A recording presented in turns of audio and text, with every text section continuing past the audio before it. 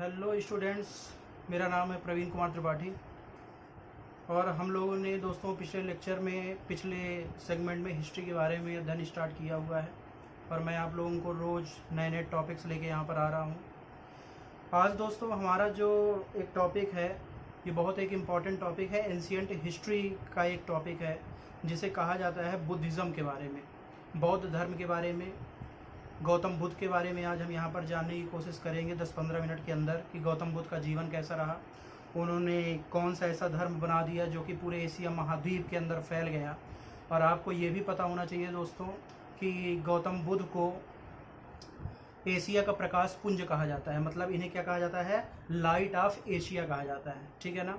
तो चलिए दोस्तों हम लोग स्टार्ट करते हैं गौतम बुद्ध के बारे में।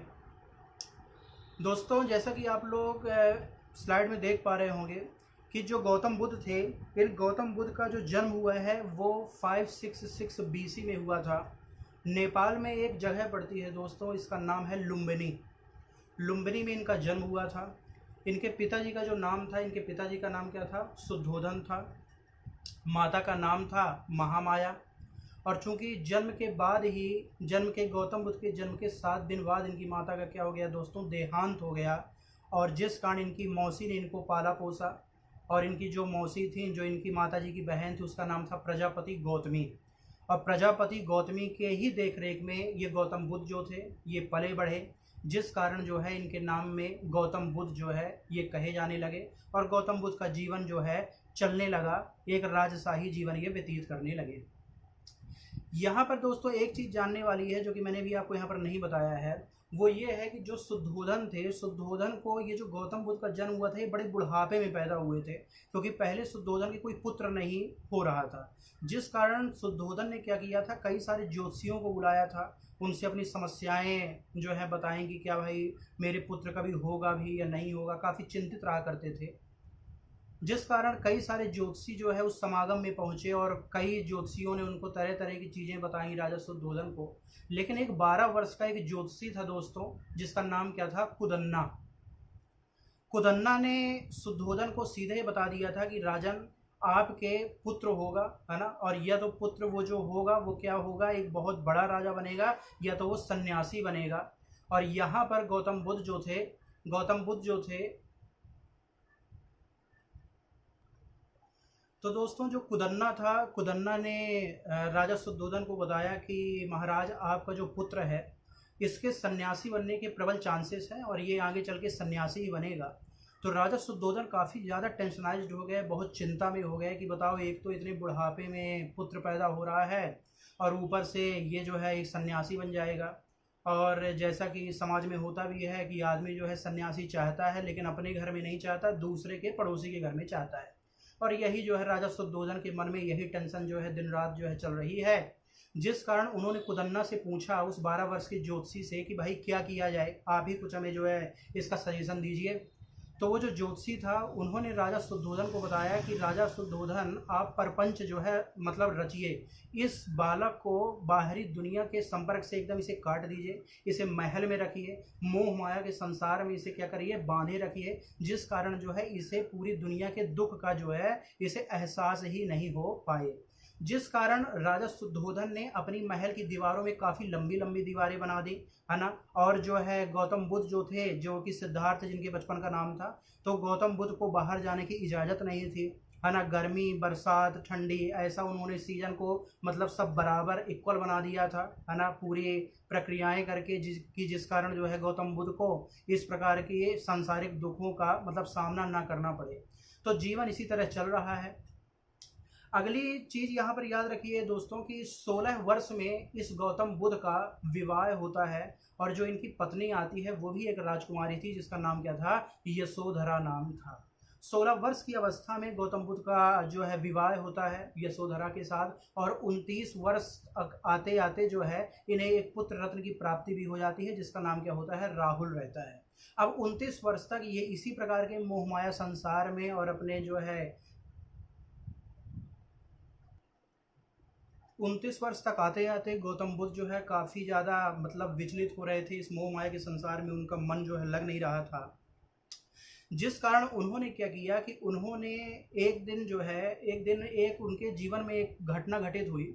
उसमें हुआ यूँ था कि एक उनका सारथी था, उस सारथी का नाम था चन्ना, और जो घोड़ा था जिसमें वो चलाया करता था सारथी, उसका नाम क्या था? कंथक। चन्ना आता है गौतम बुद्ध के पास और गौतम बुद्ध को बाहर की तरफ ले जाता है। हालांकि मनाही रहती है उसे कि इन्हें कहीं बाहर नहीं ले जाना है, लेकिन उस दिन जो है एक राजा सुद्धोधन अपने महल में थे नहीं, और एक जो है आयोजन के मुख्य अतिथि के तौर पे जो है गौतम बुद्ध को बुलाया गया था। जिस कारण कंथक जो चन्ना था वो चन्ना आया, गौतम बुद्ध को ले गया। और जब गौतम बुद्ध को ले गया तो उन्होंने पहली बार ये पूरी बाहरी दुनिया को देखा, और उनका सामना 4 प्रकार के दृश्यों के साथ हो गया। इन 4 प्रकार के दृश्यों में जो सबसे पहला जो देखा था गौतम बुद्ध ने, वो एक बूढ़ा व्यक्ति देखा। जब बूढ़ा व्यक्ति देखा तो उन्होंने अपने सारथी से पूछा कि ये कौन है, ये कैसा दिखता है। उन्होंने बताया कि महाराज, एक अवस्था आने के बाद ये बुढ़ापा जो है छा जाता है। तो उन्होंने बोला कि क्या मैं भी बूढ़ा हो जाऊंगा? तो बोले बिल्कुल महाराज, आप भी बूढ़े हो जाएंगे और आप भी इसी तरह की आपकी अवस्था हो जाएगी। उसके जब आगे चले तो उसके आगे चलने के बाद उन्होंने एक बीमार व्यक्ति को देखा। जब बीमार व्यक्ति को देखा तब सारथी से पूछा उन्होंने कि ये कौन है? तो बोले ये बीमार व्यक्ति है। तो बोले कि मेरे साथ भी ऐसा होगा? बोले बिल्कुल महाराज, सबके साथ ही ऐसा होना है तो आपके साथ भी बिल्कुल होगा। उसके आगे चले तो एक शव यात्रा उन्होंने देखा, है ना, एक अर्थी में लेटे हुए आदमी को देखा, है ना। और जब अगली अगली रास्ते में चले तो उन्होंने एक प्रसन्न मुद्रा में सन्यासी को देखा। इन चार प्रकार के दृश्यों को जब गौतम बुद्ध ने देख लिया, तो दोस्तों जब इन्होंने 4 प्रकार के दृश्यों को देखा और दृश्य देखने के बाद ही अपने महल पे आए, रात भर सो नहीं सके, काफ़ी विचलित अवस्था में रहे, और बिना बताए हुए किसी को इन्होंने अपने घर का त्याग कर दिया। और उस समय इनकी जो उम्र थी वो कितनी थी? 29 ईयर्स, मतलब 29 साल के थे गौतम बुद्ध। और घर छोड़ने की घटना को बुद्धिज्म में कहा जाता है दोस्तों महाभिनिष्क्रमण। क्या कहा जाता है? महाभिनिष्क्रमण। तो जब इन्होंने घर को छोड़ दिया 29 वर्ष में, 29 वर्ष से 35 वर्ष तक की अवस्था तक आते आते ये काफ़ी ज़्यादा दुख मतलब झेलते रहे, भूखे प्यासे, या तो फिर कहीं भी सो जाना, साधु सन्यासियों टाइप का जीवन। ये पूरे उस दुख को मतलब व्यतीत करना चाहते थे, उसे झेलना चाहते थे, है ना, फील करना चाहते थे कि होता क्या है, और ज्ञान की प्राप्ति चाहते थे। लेकिन 35 वर्ष तक आते आते गौतम बुद्ध को अभी कोई भी तरह का ज्ञान नहीं मिला है, केवल इन्हें छद्म अनुभव प्राप्त हुए हैं। इसके बाद होता यह है कि बिहार में एक स्थान है, इसका नाम है बोध गया। आपने नाम सुना होगा। और बोध गया बिहार में पीपल के पेड़ के नीचे निरंजना नदी के किनारे ये जो है ध्यान मुद्रा में बैठ गए हैं, और उसी टाइम इनको जो है ज्ञान की प्राप्ति हो गई है। और याद रखिएगा कि यदि आपसे पूछा जाए कि इनको ज्ञान की प्राप्ति कहाँ पर हुई है गौतम बुद्ध को, तो आंसर है बोध गया। और इन्होंने अपना पहला उपदेश जो है सारनाथ में दिया है, और पहले उपदेश देने की घटना को इस बुद्धिज्म में कहा जाता है दोस्तों धम्म चक्र प्रवर्तन। तो याद रखो कि 35 वर्ष में ज्ञान प्राप्त हो गया है, इन्होंने जो है मतलब अपना ज्ञान बांटना, उपदेश भी देना प्रारंभ कर दिया है। अब हमको ये यहाँ पर याद रखना पड़ेगा कि जो गौतम बुद्ध हैं, गौतम बुद्ध का ज्ञान क्या था, इनको काहे की ज्ञान प्राप्ति हुई है, जिस कारण जो है इतना ज़्यादा बुद्धिज्म धर्म पूरे के पूरे एशिया सहित दुनिया भर में फेमस हो गया। दोस्तों जैसा कि अभी मैंने आप लोगों को बताया कि गौतम बुद्ध को ज्ञान की प्राप्ति हुई है, और ये जो है अपने ज्ञान को प्रचार करने के लिए तरह तरह के उपदेश देने लगे हैं। तो याद रखिए कि गौतम बुद्ध के कुछ सिद्धांत रहे हैं, है ना, और वो सिद्धांत जो है मानव जीवन के कल्याण के लिए बहुत ज़्यादा उपयोगी हैं। और इनका जो ज्ञान है ये वाकई में मतलब प्रैक्टिकल जो है काम करता है। मैं आपको बताता हूँ कैसे।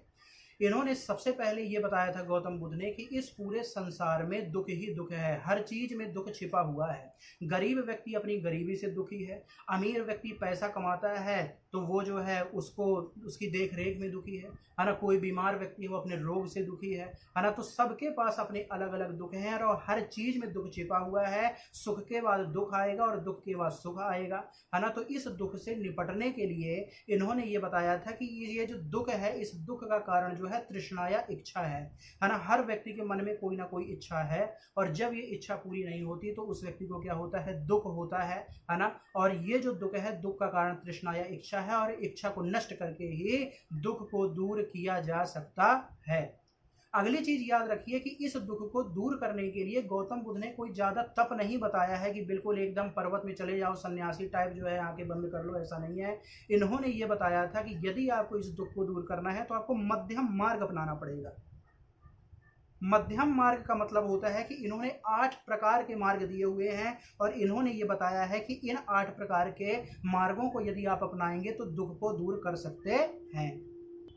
दोस्तों ये जो अष्टांगिक मार्ग है, अष्टांगिक मार्ग का मतलब होता है कि जैसे बहुत सारे 8 मार्ग हैं, जैसे सम्यक संकल्प है, सम्यक कर्म है, सम्यक आजीव है ना।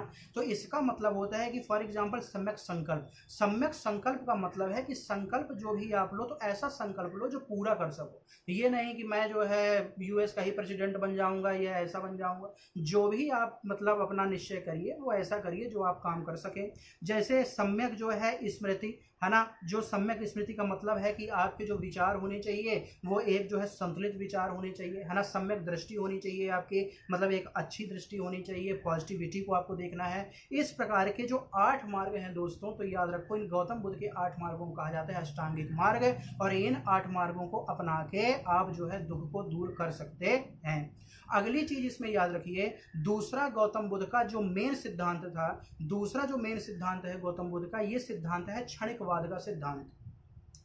क्षणिकवाद के सिद्धांत के अकॉर्डिंग गौतम बुद्ध ने कहा था कि इस दुनिया में nothing is permanent, everything is changeable. कोई भी चीज परमानेंट इस दुनिया में नहीं है। यदि कोई व्यक्ति सोचता है कि मेरे सुख के दिन चल रहे हैं, सुख ही सुख चलेगा, तो वो मूर्ख है। यदि कोई व्यक्ति दुखी है और अपने आंसू बहाता जा रहा है कि मैं तो बड़ा अभागा व्यक्ति हूँ, तो वो दुखी है। तो इस पूरी जिंदगी में घमंड नहीं करना चाहिए किसी भी चीज़ का, क्योंकि हर चीज़ जो है चेंजेबल है और कभी भी आपका समय जो है चेंज हो सकता है। ये है क्षणिकवाद का सिद्धांत। दोस्तों अगली चीज याद रखो कि सबसे पहले मैंने आपको क्या बताया कि जो है इस संसार में दुख है तो अष्टांगिक मार्ग वाला चीज बताया। नंबर 2 जो मैंने आपको चीज बताया वो क्या बताया, क्षणिकवाद का सिद्धांत बताया। तीसरा इन्होंने जो बहुत महत्वपूर्ण सिद्धांत दिया था, इस सिद्धांत को कहा जाता है अतीत समुत्पाद का सिद्धांत।